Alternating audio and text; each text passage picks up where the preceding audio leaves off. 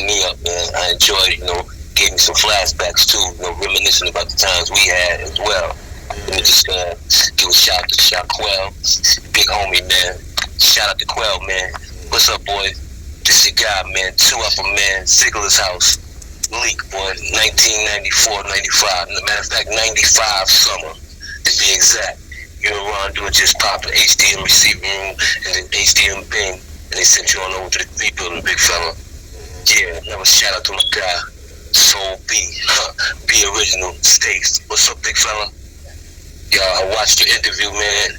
It's very intriguing, man. It gave me a lot of flashbacks of the times we had, man. On that island, man, up in the state and all that stuff. What's up, guy? And last but not least, a shout out to my brethren, man, the Vanguard, Jock, South Jamaica. Yeah, Jock, what's up, boy? This is Leek, kid. Okay, just hollering at you, man. Because I like to interview, boy. The big line thing and all that, yeah. It intrigued me, kid. Plus, it gave me a lot of flashbacks, man. The times that we had, you hear me? Now, back to basics, lad. We're gonna pop with this thing. 1987, I believe it was, summertime. Clinton, Dannemora. Well, by the way, at that time, there used to be 2,000 people in the yard, lad.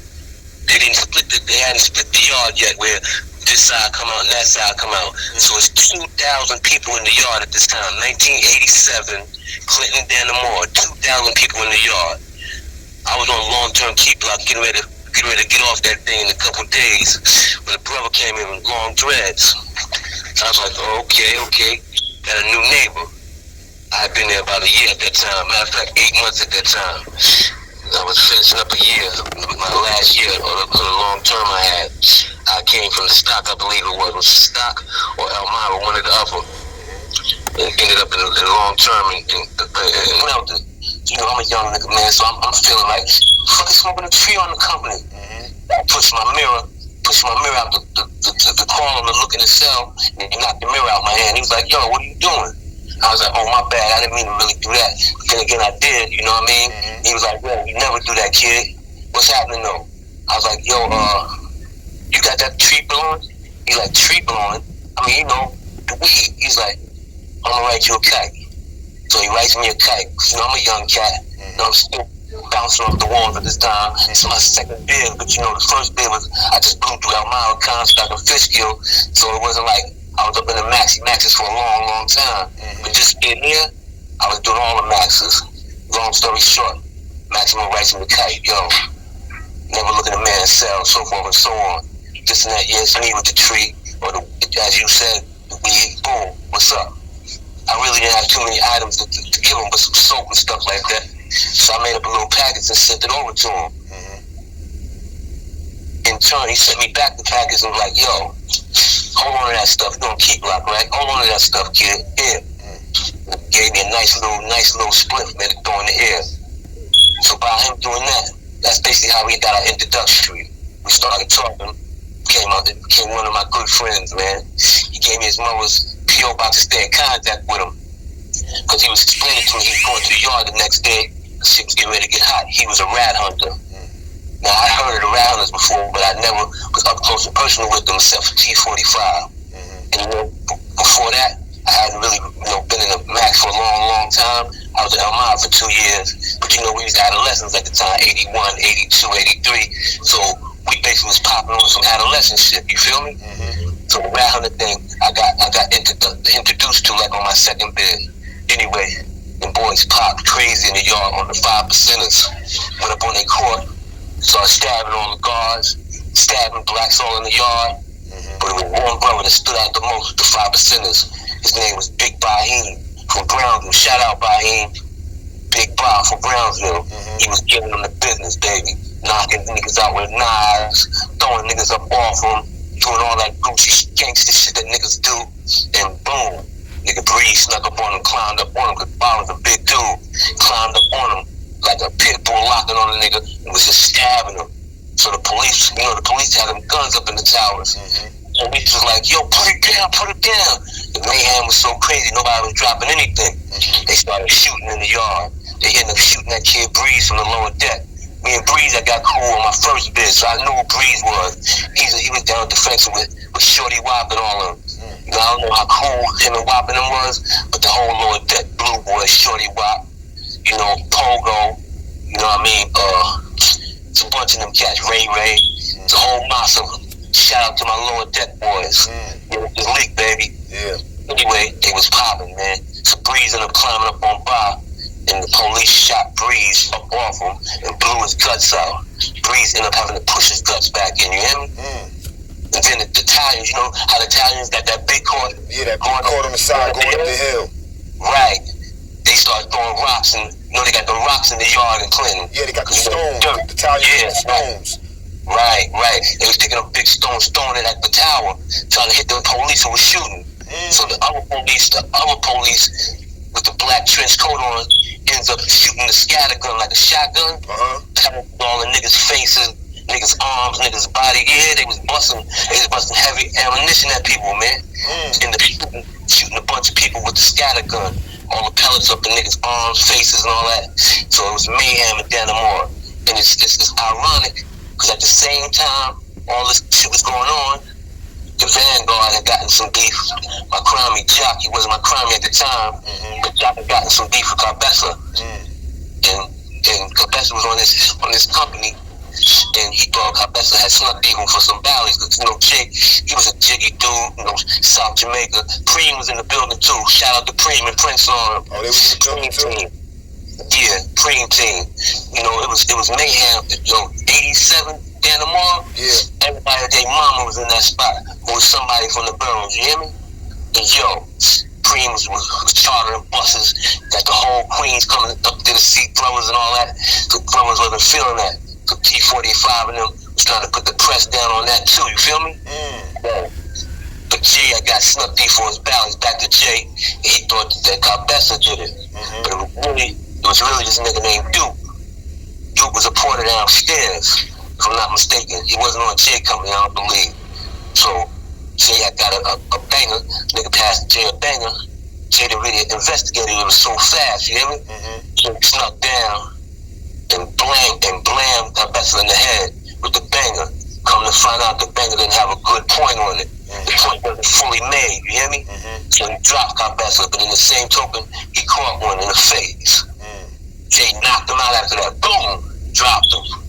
But Jay thought he had blew him, meaning he had hit him with a headshot, but the fucking gun was blunt. So knife, when I say gun, I mean knife, was blunt. It didn't have no point on it. So he didn't get the blow head off like he wanted to. So there was a lot of shit going on. Then there was a basketball game up on the hill also, like a couple days before the riot. And I forgot this kid's name. Spanish kids from the lower deck. He was guarding one of them kids who was real nice. Some Queens playing ball.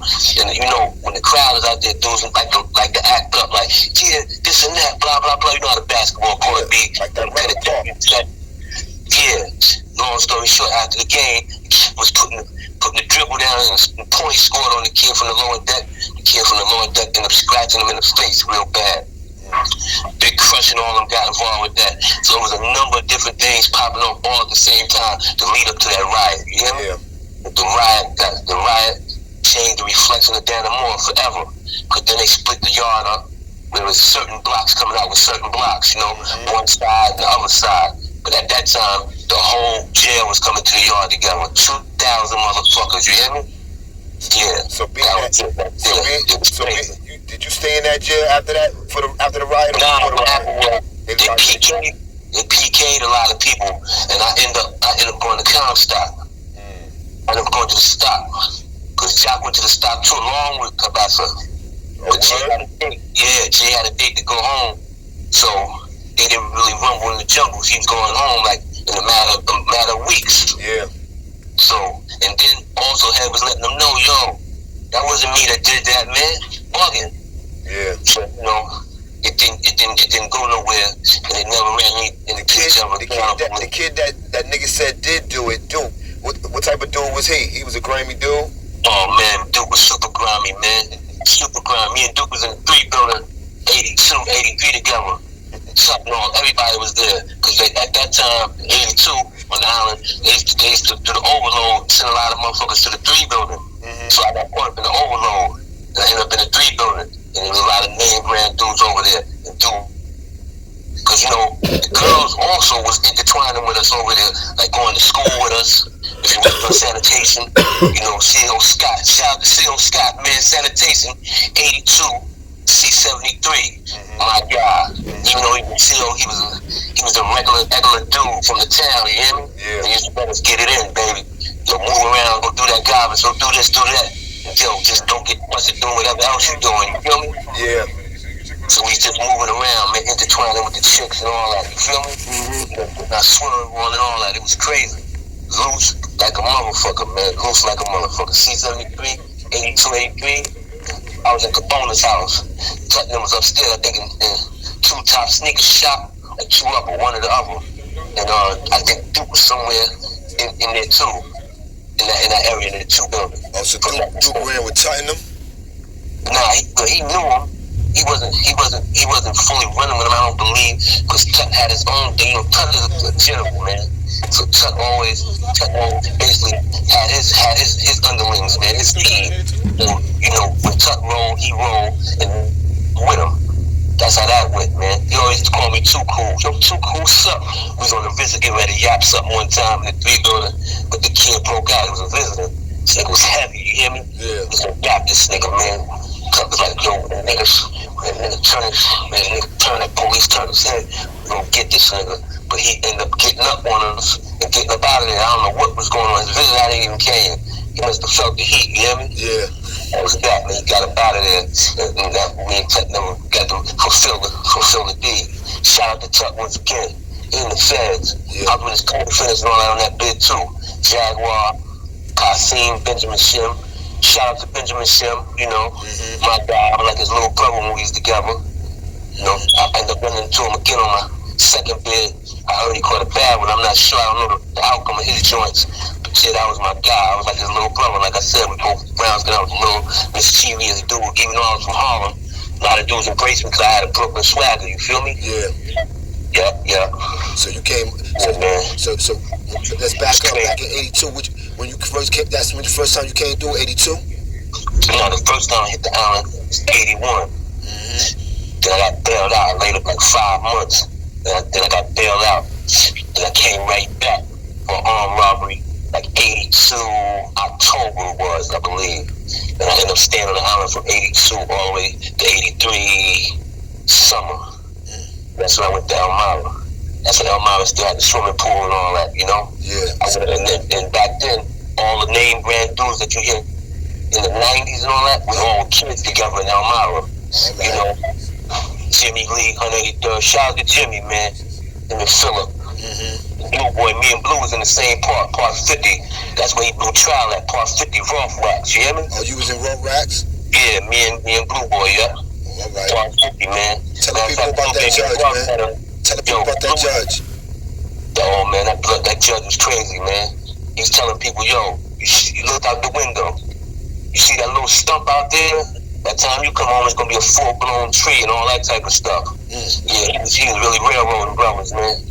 Super railroading brothers, man. Give a dude 50 years and 75 years, right? Yeah, he did. But he ended up giving some of that time back.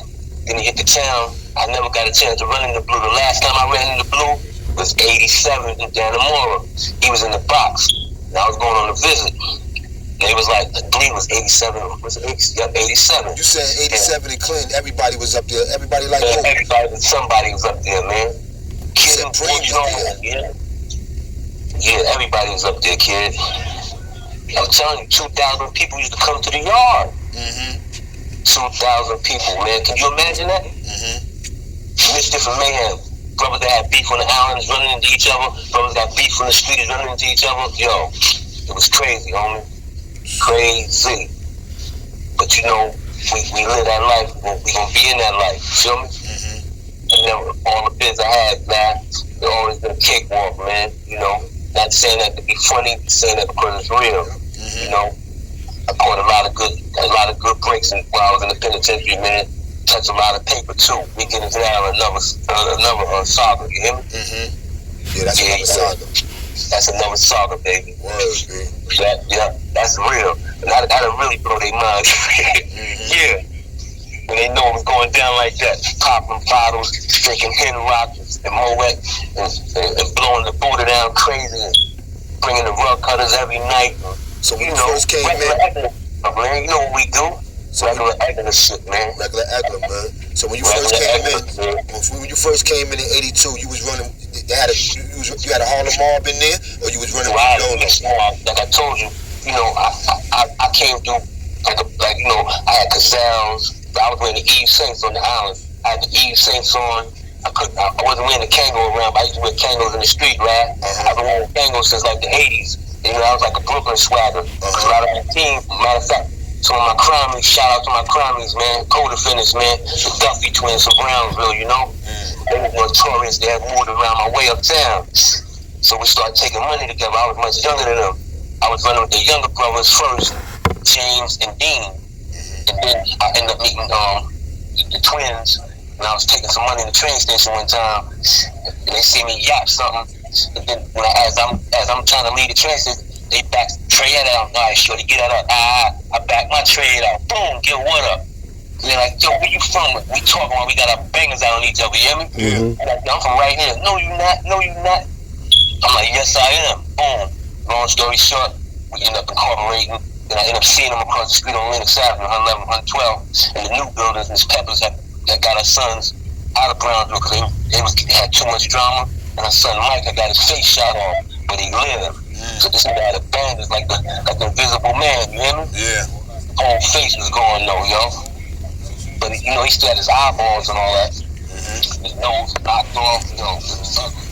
But I ended up incorporating with them cats. So when I went to the island, I had a lot of Brooklyn homies that was riding with me, running straight from my co-defendants, along with the fact of how I move, along with the fact a lot of my people from around my way was on the island, because we always running the wolf packs, robbing and stealing, you know, all that other type of stuff. So we was deep on the island, right?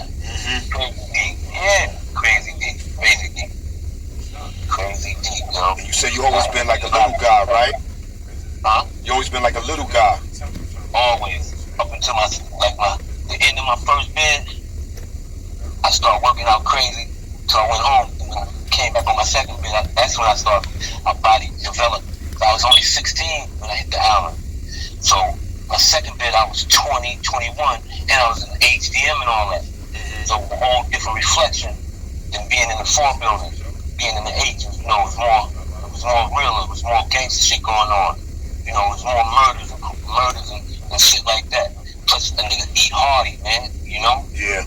H was just so loose, and so that was so much a nigga speed. Yo, I found myself in HDM. Got big, working out crazy. It prepared me for that state bid, you know? Yes, it did. So you came up with Caballo too. Oh man, God bless the dead. Rest in peace. Shout out to Caballo, man. That was my guy, you hear me? Yeah, I remember Caballo was working in the mess hall at C95, chilling out. Wasn't busting his gun, wasn't doing nothing. But chilling, working in the mess hall, pretty boy, you hear me? When he went to HDM, man, the goons tried to get him. I believe it was 4 block. He you know, he had the jury on. He thought it was something sweet, I guess. He wasn't really, you know, thinking a nigga would try him, you feel me? He was in 95, and it wasn't really nothing popping in the mess hall hours and stuff like that. So he was living good. He went to H, everything changed, baby. Niggas got at him, man. And it was two God-body brothers, man. I forgot their names, and we was real fly too, man. They was from the BX, you hear me? All right. Yeah, they was goons though. Matter of fact, they popped one of the brothers that popped the ride off in C95 when the Muslims stabbed up all the police in 1990. In the CMC house. And every time they came out to go to the barbershop or whatever, they was robbing and yapping motherfuckers, right? So they must have yapped a Muslim kid and did them dirty.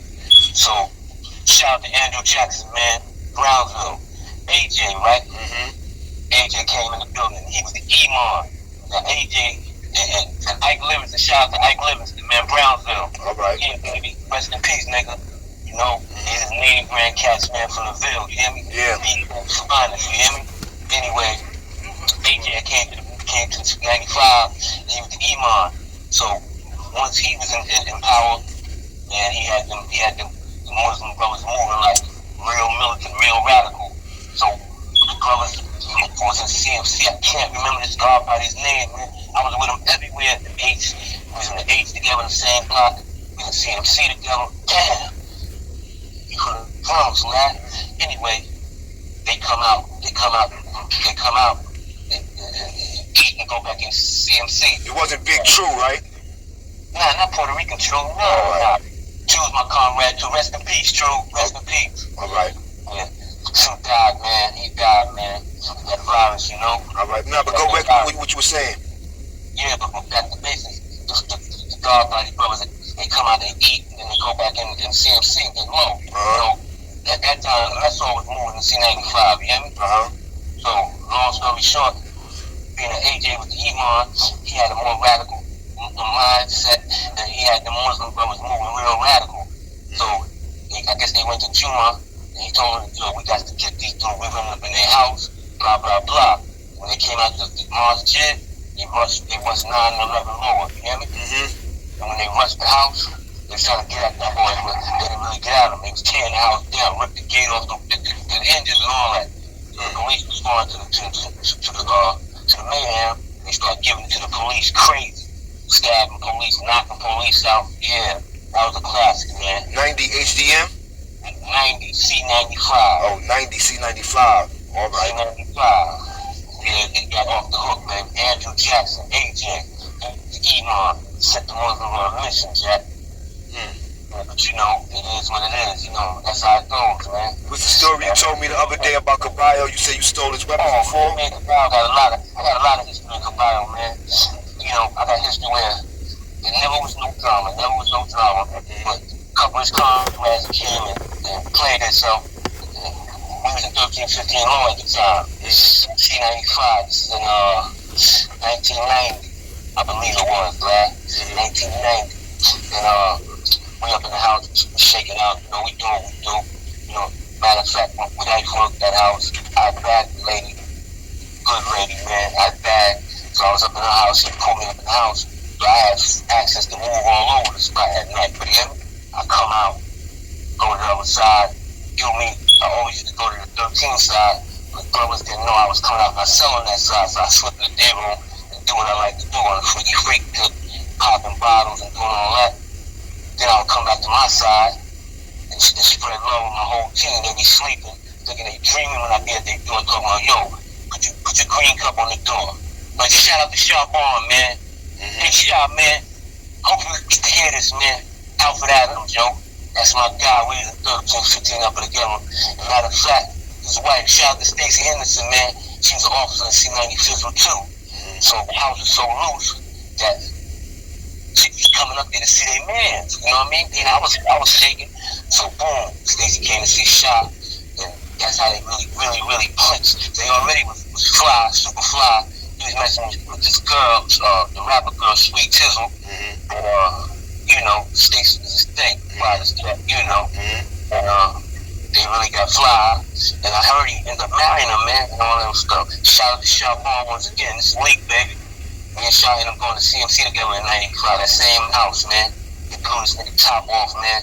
Bitch was golf told on me, like, that guy, he was down, Sharp On, They got us, man. They took us out of there. And they moved Caballo too at the same time.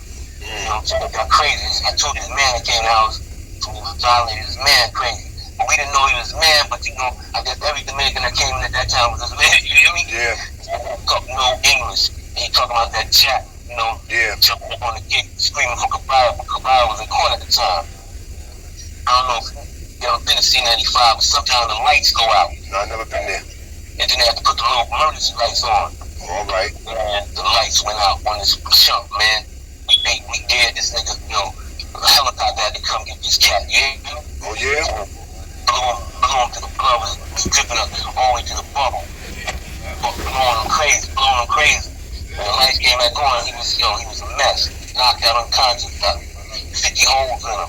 So the squad comes in, we all tally back to our cell. The squad come in, niggas must have ratted. And they stole all our guns out the floor, you hear me? Pop, like 25 get-ons, which is mid-eyes. I'm saying get-ons, but took 25 mid-eyes from us, so we were kind of disarmed except for the rug cutters and stuff like that. Kabaya came back from court. He's screaming this proclamation like all the blacks on my side is going down, but Leek. Negative, Batman. If my team go down, I'm going down. Check this out. I knew where all his guns was at on the other side, up in the vent. He had a little vent. He was turning the screws and then opening the vent up high. And they had all the guns in the pillowcase up there. I knew this because, like I told you, I had access to move from one side to the other. Because we had to work there. You feel me? Long story short, he was showing me what the knives was at. Matter of fact, he wasn't actually showing me. He was putting something away one time I was on his side. So I knew where all the big joints was at. Sure enough, first I called my people and told them, you gotta go to the deuce, man. It's critical because they shook us down, took all our knives on it, and let us back out about 9 something, dig? So I'm telling folks on the phone, yo, bring the double O's, you gotta go to the deuce. At that time, 42nd Street was the only place that was selling the double O's like out there like that. So I ain't got enough time to get there, I gotta be to work in an hour. I'm like, man, something gotta give. Long story short, she ended up bringing butcher knives, you know, letter cutters, scissors, like 8 pieces to me, you feel me? But she came in 11 to 7. Boom. You know, I featured my team, yo. We got reinforcements here. You know, my whole team is Shabon, Jamel, Jab, shout out to Jab, 40 Wolves. Shout out to Jab, 40 Shout out Jab, 40 Wolves. 40 Wolves, shout out to Jab. I heard, you know, Jab got sour over the years, I don't know. I'm talking about when we was kids, you know. Everybody I shout out, man, I'm shouting from experiences with them when we was young men in the struggle, you feel me? Whatever happened after the fact, I don't know about that street stuff, dude. You start yelling, bro. Yeah. Anyway, I feature everybody with knives. We popped the motherfucking big bottle of Hennessy. We smoked the finest of exotic. Making food all night. Woolly burgers. And the next morning, I forgot to add. After I featured everybody with the weapons, and niggas calmed down, I slid to the other side and stole all the guns out the vent. All the guns. Yeah. All the rest of my house, all the rest of the guns. Here. When Kabaya and them came out on the lockout in the morning, whoever was in charge, the Dominican was charged of watching the guns, I guess, or, you know, put the guns away, make sure they secure. Man, they did them so dirty, hit them with mop ringers and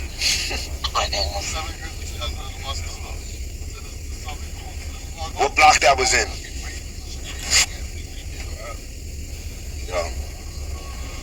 And nothing really sparked because that was that, like when they opened the gate, let none of us out. So when the breakfast came, one side came out, got the breakfast stuff, the coffee thing and all that, and the other side come out, get the coffee thing and, you know, the food for breakfast. Yeah, it was crazy, but it was real. And they ended up, like I said, shipping me, Shabon, and Kabaya at the same time, like about 2 weeks later. We blew something up crazy on our side, and we ended up getting up out of there. They fucked up some bread in the barber shop on the diesel tip, so we let them have it. I was telling Shop, yo, it'd be better just to starve them, don't give them no more work and nothing, because they're going to end up getting us. This golf wanted to get us bad, and they just couldn't get us, man. You know, I'm doing life, doing me, swinging, doing what I do, and here we go. This golf caught us, man. Him. God bless the dead Dre from Baisley. Shout out to Dre from Baisley. Alright. He wasn't from Baisley. He's from Rochester, Rochester Village.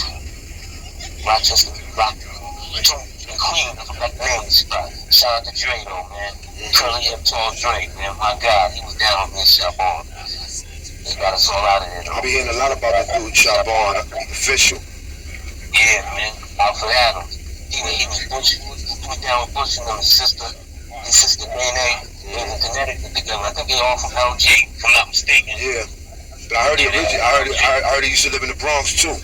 Yeah, Shaw was international. Shaw moved Queens. I heard he was up with 183rd, B. Yeah. He probably was. He was in the Bronx house. You know, back at that time, they be sending us to this all borough house after we blew the island up all crazy, you know? Yeah, you was macking in the Bronx house, huh? I never made it to the Bronx house, man. All right. I never made it. I've been to the Brooklyn house. I made it to the Bronx house, yo. Never made it, man. The Bronx house was jumping, man. What was that prison on Long Island that they used to have back in the day? Oh, you talking about Pilgrim State? Yeah, Pilgrim State. Man, that was in Brentwood, Long Island. You hear me? What was the deal with that joint? Yo, they was sending us down from upstate, all state prisoners. Was coming down instead of coming to the island. They was short stopping us and sending us to Pilgrim State, a state prison. You know, in Long Island. Long Island, and they put us all on the 6th floor, 6A, B, C, and D. It was in Long Island or Staten Island? Which one? Long Island, Long Island, Brentwood, Long Island. All right. Yo, and they so stupid. They really don't care. They sending us all down with new cases and all that. The motherfuckers already had 50 years, 25 years, 100 years, and they just put us in dormitories and rooms. You hear me? Mm-hmm. So shit got crazy down there. One of my crime, he tried to escape from there. One of the Duffy twins, and he fell using the sheets tied to the window. Yeah. And he fell and fucked himself up, but he ended up, you know, recuperating off that. But he tried to escape from there. Yo, Azar, J-Dub, that's when that thing with him and Whisper jumped off. You hear me? Mm-hmm. Yeah, that was nasty. Yeah. Bush and all of them was down there. Everybody was down there. That was somebody. Yep. Everybody was down there. And when they closed that joint down? I think they didn't close it. What they did was stop brothers from the state from coming down there, because they only had us on the 6th floor. The rest of the building was a medium state prison. Oh, all right. But the people that lived in Brentwood was outside picketing the fact that this jail, they had these state prisoners, these gully niggas coming down and exploiting shit, you know, stabbing and bloodshed in the spot, you know? Yeah, because people was getting killed in there. Yeah, they were. Yeah. It's Pilgrim State. So I went down in 83, September, October. You from Elmira, you heard? Mm-hmm. Yeah, Elmira was off the hook back then too. Yeah, they always said the L was crazy. Oh yeah, man. Back then they had the swimming pool and everything in the L. Swimming pool? Yeah, man, 83, but you know, we didn't get in the swimming pool. A lot of fag and homo thug niggas was jumping in that pool, you know? I guess at first a lot of gully niggas was getting in, but when I got there, we had no time to be swimming. It was too much drama, Yeah. Yo, too much drama, kid. Who you was in the L with? One of the biggest beefs when I was there, one of the biggest beefs in 83 in Elmira population was when the cigar mob, Nathan Brown, got in beef with Prince and all them, a lot of the guards, and they turned out into a Bronx, Manhattan, Brooklyn, Queens beef, you hear me? Word? Yeah, the jail closed for 5 days behind that. And you know, there was a lot of name brand brothers in there at the time too. That the old timer Zach, Born True, rest in peace, Born True from Brookline. Mm-hmm. Big Born True from Brookline. That was my guy, Black Gangster, you hear me? Mm-hmm. Yeah, Born True. Big nigga, 500 pounds. Solid. Motherfucker. Yeah, he died in Elmira. Pardon me. He died in HDMB. He said he had an asthma attack. I think the crackers killed him, you heard? Mm-hmm. I think the people killed him, man. Mm-hmm. Well, I never got to the bottom of that one. That was my guy, man. That hurt me, Jack. Me and Born True, that was like my big brother. My mentor, man. I know you knew a lot of brothers that died in prison, right? Yeah, man. A lot of brothers, man. A lot of good comrades died. Matter of fact, speaking of dying, man, February just passed, man. You know, when you said that, kid, rest in peace to Teelo, man. Yeah. Rest in peace to Teelo, man, from Marcy Project Show, which is Tata. I never met Tata in person, but Tata, who messes with Jigga, that was his twin brother, you hear me? Yeah. Twin brother. That was my little brother, man. And it's crazy because I just got 7 Block, and that shit jumped off with him and Sinister Kev Saxon from Lincoln Projects, you hear me? Kev was my son from the street. You know, if I was out my cell, I could have stopped him from popping. This fucking bitch nigga locked me in and wouldn't open my fucking cell. I didn't even know nothing was popping off. It wasn't like it was shit popped off, niggas was arguing out in front of people. It was like a personal beef with him and Teelo and Kev, you hear me? And what happened was they just came from the adolescence, 2 young young up-and-coming gangsters, you know, coming from the four buildings, adolescents, and entering the man's jail, you know. And they both came to 7 Block, and they both had chips on their shoulder, man. And like I said, I just took pictures with Teelo and Manny earlier that day, and Sinister. All of us in the pictures together and all that. So it never dawned on me that these little niggas had beef. The beef just became spontaneous because they already had, they was like plexing each other because they was young. They was trying to prove a point to the older dudes, I believe. You hear me? Yeah. And one thing led to another. The police had locked me in within my cell to go roll some smoke up. And this faggot nigga closed my cell so they ain't opening up to the option. I said, what fucking option, man? Open my fucking cell. So I couldn't get the hold of Trini, man. I'm calling Trini. Trini had left the block. I didn't even know it. I'm calling Trini. He never answers. So I had to stay the whole time to the option, to that whole hour pass. Then he lets me out my cell. By the time I came out, you know, niggas in the day room, this no exaggeration lab. They was already in the day room. So when I'm walking down the company, cause I was way in the back on the flat. I'm walking down the company on the flat. Nigga says to me, yo, you know Kevin Teelo getting ready to get it on. I said, what? Kevin Teelo? They both was my little son. And now I start running up to the front. By the time I got to the front lab, Teelo come busting out the day room. He's stabbed already, man. I couldn't believe this shit. I couldn't believe it, man. And then Kev comes out the day room looking stupid in the face. I'm like, yo, what the fuck happened? Teelo picked up a broom. That was his instincts. He picked up a broom and swung it at Kev. Boom. And Manny, right? Little Manny, that was his man. Manny comes to him, like, oh, what the fuck? And he swings the broom at Kev. And, you know, he just falls out right there, man. Damn. That's crazy. Then the police come running in and all that. Boom, locks us in. Then I hear him saying, DOA, nigga. I was like, oh my God. Guess what? What? Well, I said February. Yeah. If I'm not mistaken, this was 1990, I believe, February. His birthday was that day or the day before. If I'm not mistaken, man. Somewhere near Valentine's Day, you hear me? Yeah. If I'm not mistaken, man. Every time February comes, I always think about him. And I had pictures of him and Manny on that same day. We took pictures that same day he got murdered, man. Yeah, the pictures, man. I had the pictures in my album. And ended up losing all my albums. You heard? Yeah. Yeah, I lost all the albums this a year ago, man. Like 8 albums. I could have been sending you some flicks and all that different stuff. You feel me? Yeah, I know. I'm sick that you lost them albums, B. Remember I showed them to you when we was at the spot, right? Yeah, you had a picture of a dude that come on, B. Damn. Crazy, man. But you know, and the pictures you can't get back, man. They tell a lot of stories. So with the pictures, they bring me back to situations that I can remember a lot of different more stuff. You feel me? Yo, everybody talk about that story with Teelo, God bless the dead. But a lot of people don't tell that story like they was there, B. You just told that story, you was there. Listen, I had the pictures to prove it, I had everything, man. I'm so sick, right? I think I pointed them out to you in the hour. Like, that's Teelo right there. That's the kid Tata, Kamarzi's brother. You said you fucked with both of them. Yeah, you said that shit happened in 7 Block? Yeah, 7 Block, 1990, man. Sad time, yo. Yep. Cause that scene reflects on a lot of stuff.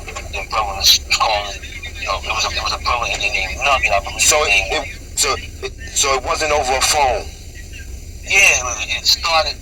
They had like, you know how young brothers be. Who's the flies? Who's the most gulliest youngin?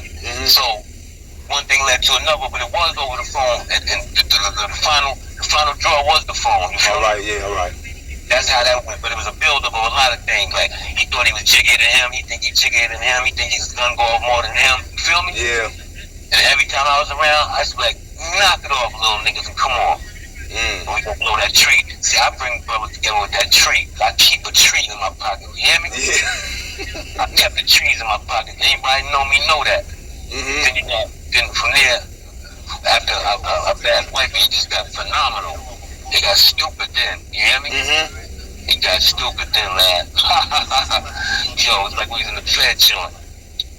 Damn, B. Shout out to Cornell, man. Jamaican Cornell and Animal Jeff, man. Shout out to my Jamaican monsters, man. Yeah. Skull. And Jeff was putting in a lot of work up there, man. Yeah, he was, man. Oh, man, shout out to Bumpy Johnson, the real Bumpy Johnson, man. The real Bumpy Johnson from Harlem, man. On. Big Tiz, man. Kirk, man. Captain Kirk, man. Shout out to Tiz, man.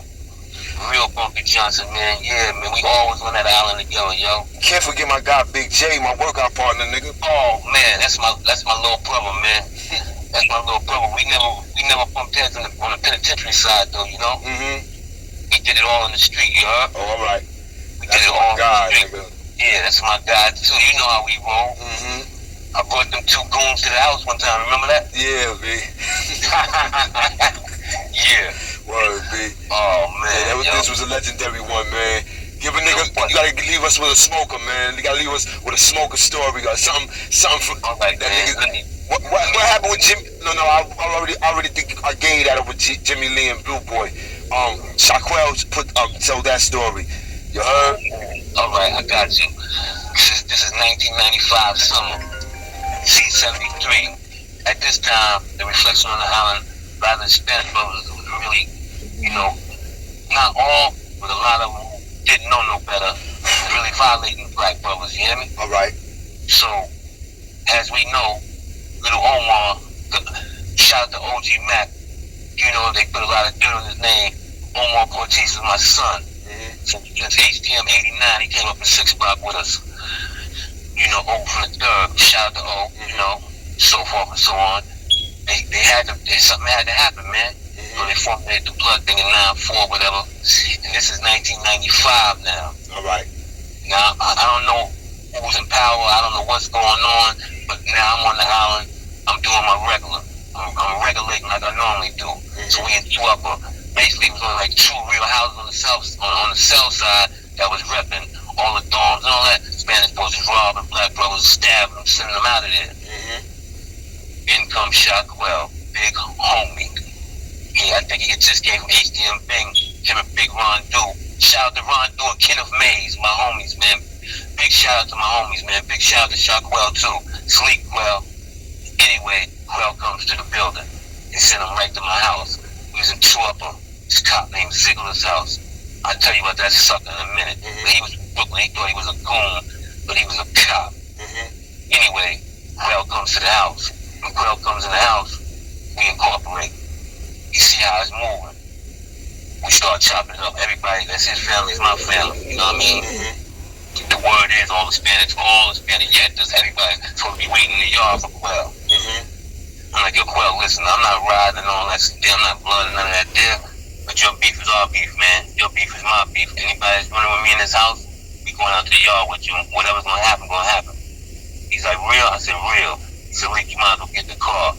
I said, baby boy, I'm not getting no cars or nothing. I'm in your car right now. Let's go. So they had the mags out in the hallway. By them having the mags, it was hard to get the steel out there, you know what I mean? We had to make some fiberglass pieces. Okay. Nobody knew how to cut the plastic, the fiberglass, but me. All right. I tell him, I said, yo, I know how to cut it. He's like, come on and cut it. So I went and got my bed sheet, and I started the friction, you know, back and forth over the fiberglass. So I started smoking, and I cut right through it, cut the fiberglass in half. Eventually, I broke a bunch of pieces down like that, and then we had the Spanish boy put the heads on them. Spanish Nitty. Shout out to Lil Nitty, man. Lil Damu Nitty from the Bronx. All right. He had a quarterback then, that's my guy. I know what you're talking about. Yeah. Anyway, we go out to the yard with Quell, hold them down. Niggas don't make a fucking move, you hear me? Niggas, there's only 7 of us, man. Niggas don't make a fucking move, Jack. Quell loved that. He's like, yo, man. And everywhere we went, we was protecting Quell, even though Quell always could protect himself. Quell was no sucker. Quell was a gangster. He didn't have to become blood. He became blood because he wanted to. Just like B.O., just like all the rest that I fuck with. Yeah. Bless the Big Ears. Shout out to Big Ears. That's my homie from the town. What's up with Big Ears, man? Well, I haven't heard from Ears in a long time. I'm talking about, like, do he got any legendary stories before he was blood? Oh, man, we got so many stories. Me and Ears, oh, man. I got some joints with Ears, too, man. Yes, I do. Before he even was blood, you hear me? Give up one, man, if you could remember. Yeah, all right. This is 1989 summer. North Facility Annex. I'm in the Annex. I run into Iz. Now, me and Iz come from the street together. We from the same hood. All right. I see him. They transferred me from HDM. I just had got it on with this kid named Divine in 6 block. He hit me in the face with an ice pistol. Shit didn't really faze me. But niggas thought he knocked my eye out. My eye closed up. I chased the nigga, gunned him down all the way to the gate. You hear me? Boom, boom, boom, boom, boom, boom, boom, boom, boom. By the time I got to the gate, the squad was coming in. So I runs back down the flats. Niggas pulled me back on the second tier. And then I went up to my cell with a little hole from the ice pick in my face. Kept on leaking. So I tried to put the Noxzeme on it. Shit kept leaking. So Captain Goodwin came. You know how they come with the shakedown. They walking with the police. Let me see your arm, let me see your hand, let me see your body. Yo, what's down your face? Oh, bust the pimple. Come on. Crack 6 cell. Crack, my son got me up out of there, man. You know what I mean? So I end up in North Facility, Annex. When I get over to the Annex, I runs into the nigga Iz. Iz is like, what up, boy? I'm like, what's up? I said, man, I'm going shopping, man. I'm gonna get out this building. I said, so what's up? Let's go. Yo, we went on a mission. We was yapping. We walked all the way. I forgot exactly the location. I think we got close to it was in the main. We went to the main from the Annex, right? We trembled all through the hall. Trembling mean, you know, we ain't supposed to be where we ain't got no passes or nothing. We trembled all the way to the main. So when we get to the main, we need a package room, I believe it was. Somewhere where there's a lot of dudes from the main, little shines and all that. We got like 5 niggas. Few niggas, bing, boom, bing, bing. This is all in the hall, way on the other side from where we live at. After we jabbed them and all that, we start walking back towards our, you know, it's a long walk. We turn around and start walking back towards where we had to go, the Annex. And the motherfucking the car went out. When we looked down the hall, we see police running down the hall. So we start flying. Boom, we running through gates going on. They finally closed the last gate up for us to get to the Annex. They closed the gate up and caught us, man. So eventually, they shipped me back to the H. I don't know where Iz went. Yeah, that was the last time I had seen him. And then when I went to Dannemora in '91, I ran into him again. You know, he was kind of fucked up in the head because they'd already killed my little man, Jason. You know, that's another story. Rich nigga Jason, shout out to Jason, rest in peace, man. They had killed Jason already. Jason was taking care of all of us. Mainly Iz, because they was from Foster and all that, you know. King Tower, 12th, 15th, Linux, and 5th. You know, they was from the towers. And, you know, they grew up with the Shack Gus and all that stuff. They on 19th. Shout out to the Shack Gus mob. You know, and them niggas, man, killed Lil J and fucked around. He was doing kind of bad. So I ended up hitting him with a nice care package, towels, and all sorts of different stuff. He was on the other side of the jail. I worked in the rec shack in Dannemora. So I used to see both sides of the jail, you hear me? What year is this? So, this is 1991. All right. And he was on the other side from me. I was in upper H, because all the rec shack workers was in upper H, you hear me? Yeah. Shout out to Black Ty Alexander. Yeah, bro's brother, God bless the dead. God bless the dead, the bro, man. Ty Alexander, yup. Shout out to Ty, man. We all was in the rec shack together. Me, him, Wayne, Big Kirk. There was another cat in there with us. So I see both sides of the jail, and I seen Ed. He was telling me what was going on. After they killed Jay, he was fucked up. So I brought him a bunch of shit out to the yard, so I gave it to him. That was the last time I seen him. Up until, last time I even spoke to him up until I went home in '94. And I was talking to Harold Dip on the phone. Shout out to Harold. This is my childhood friends, all from my hood. And Harold was in the 3 building, I believe. And we talking on the phone. He said, you know, let's go on the other side. I said, what is? I was like, yo, tell him to call me, give him my number. So Hal didn't want to give him the number. Like, nah, Chico, man. I'm like, give him the number, man. So he ended up giving him the number. So he called me, what up? We chopped it up. I just ended up sending them both shit, you know, stink shit, you know, whatever they needed, you know. I did that for a couple months. I was sending them, you know, the shit that they needed. You know what Big is? Why you think he got involved with the Don moves? Because he was just wild like that? Yo, Iz already was a wild child. Loved to fight, loved to get gully. Then he was robbing a lot of motherfuckers, running up the niggas' cells and Clinton, taking contracts when it was beef. Because he was fucked up. He didn't have no money, really. You know what I'm saying? People in the town, his family had died off in people in the town, you know, out of sight, out of mind. When you're not in the town, man, you know how that thing go, lad. People don't really be reaching out to you unless you really got a strong team and a strong foundation. You did? Yeah. Yeah, so he was kind of messed up, man. So I think on the strength that he was running, how he run, who he was, I just think he dove in because he already was riding and going crazy. You feel me? Just like all of them, like, you know, all of them. None of them had to jump into this thing, man, that thing. But it was only right they did because it gave a lot of the younger brothers some type of direction on what that thing is really about. You feel me? Yeah. So we didn't have to do that. So we didn't have to do that at all, man. B.O. was strong. They was calling him B.O. They was calling him Stacy was strong. You know what I mean? So it was just the fact that it was a good time for it. Yeah, he explained in the interview we locked in, Mikey B and him. He explained why he jumped in. It was official. So B is official. Yeah, he is. Yes, he is. You heard? Big homies. You heard? Yes, he is. So B. Yes, he is. And I'm glad. That's why every time he did an interview, your man Big Jock did an interview, I send it to you, let you know what your people is doing. You heard? No question. That's what put me in the mindset to share some of my knowledge. You feel me? Yeah. And even though we giving up the gangster stories, this is the platform. This is my platform. This is for the gangsters that how we love it. You heard? Right. That's right. Because there's a lot of people that like this channel. You heard? I know they do. Yeah, B. So yeah, man. Leek, you gave it up for the Raw, man. You know you're gonna be back, man. You a legendary figure, man. You heard? Oh, no, you're right. And you can remember that word. I never got myself out. You hear me? I never got myself out, boy. Never, bro. I just did shit niggas never would experience in their life. And we ain't tap into that. Word up, man. And a nigga that really know me be like, yo, that's my fucking guy. Yup. Yeah. So you ever was in population with T45?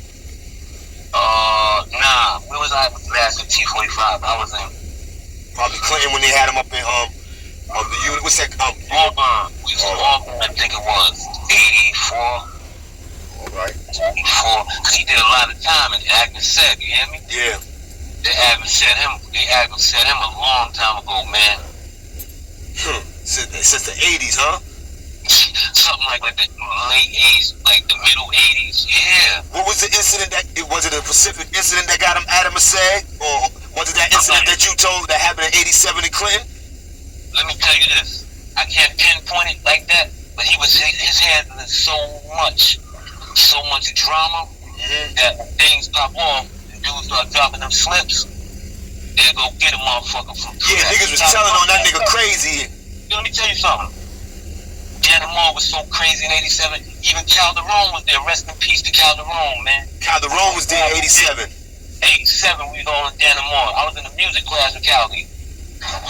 Yo, Caldy, he told me his game plan. When I come home, niggas gonna pay, nigga. Get with me, boy. I was like, he gave me some math and all that. I was like, yeah. And sure enough, he did what he said he was gonna do, man. Rest in peace to Calderon, man. Yo, they got a picture of Calderon on 149th Street on a pole, you hear me? A word? You walk by that shit every day. You probably don't even know who he is on that pole. Nigga's a fucking legend, nigga. Every fucking day, man. He told you what he was gonna do from the. Yeah, he told me. Like, he said, man, it's gonna get real funky, man. That's South Bronx. You hear me? Wherever else we gonna storm through my team. You heard? He was a Spanish dude that did it bigger than Preacher, I think, man. Bigger than Preacher was doing it, man. But yeah, Preacher was doing it. I can't say that. I can't measure their money, man. But you know, he was gobbling.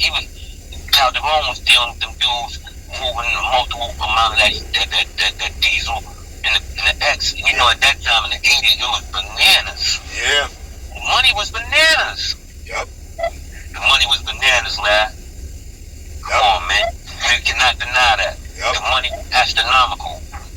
But I think probably Preacher probably had a longer run than Calderon. Yeah, he did. I believe so. A much longer run. Yeah, he did. I grew up. All you was hearing about was that nigga Preacher in niggas' pocket. Right. That's been going on since the beginning of time. Yup. Niggas was scared to death of that guy, man. Yo, the because he was doing some real crazy stuff to people. Remember they found small Paul. They found his sperm up in him. You hear me? Yeah. And you know how he was doing. He's one of them old timers talking about he violated a nigga for sticking his penis in a nigga anus. No?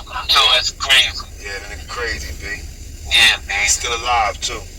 Still alive, man. Yo, his daughter lived on the hill, on 42nd and all that, up there, 8th Avenue and all that, 310 off Bradhurst, you know? Shout out to my man Chris. Chris used to mess with his daughter.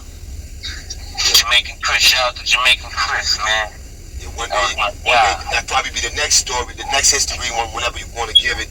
You gotta give up that Sugar Hill, that Hill story. All through the hill.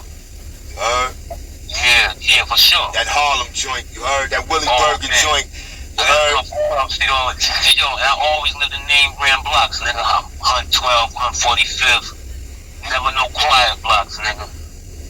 Not to glorify nothing, but what was that famous murder that happened in front of Willie Burgers with the dude with the doom buggy?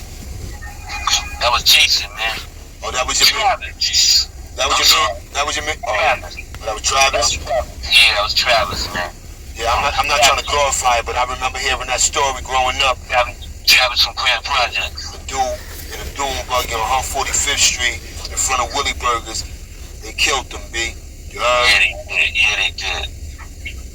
And I think I was locked up with the nigga that did it. I think. You probably was. He was from 114. I ain't gonna mention no names. Yeah, I ain't gonna mention no names either, but I think I was, because I remember him telling me a story about it. Oh, all right. He in the feds right now. All right. It's probably not the nigga then. All right. He in the feds right now. But I mean, he went to the feds late in the game. Oh, all right. He went to the feds late in the game. Yeah, but I always wondered about that joint right there. That was the famous. And you know, everybody that got famous came to my block, my hood, 112 for 7, 112 for 8, 112 for St. Nick, 111 for St. Nick, 110. We control them grounds, man, with the gunplay and the money flow. So why niggas from uptown Harlem used to think something was sweet about niggas from downtown Harlem? I have no idea, man. They had us mistaken, yo. But I mean, it was more glorified to be a stick-up kid from uptown than downtown, you feel me? Yeah, I know. That's what that was about. Yeah. But my whole clique was stick-up kids, you feel me? And we all hustled, so we was versatile. Yeah. Remember, oh, bless our man, Papa Stopper, man. I miss my Oh, man, Pop, rest in peace, man. Papa Stopper, man. I met my son in Clinton, man. I was down with him. I stole mad swag from that nigga, B. That nigga was the funniest nigga in the world, you heard? Yeah. That was my guy, yo. Yup. Papa Stopper. And he died on the hunger, man, shitting on the coke. The city in the coke. Hold on one second.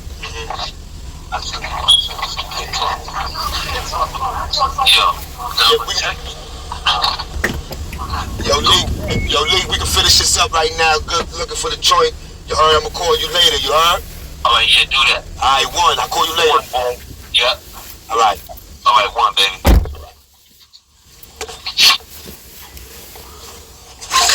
Still here, and I'm ready for war, nigga. I'm still here. Yeah, I'm letting it off.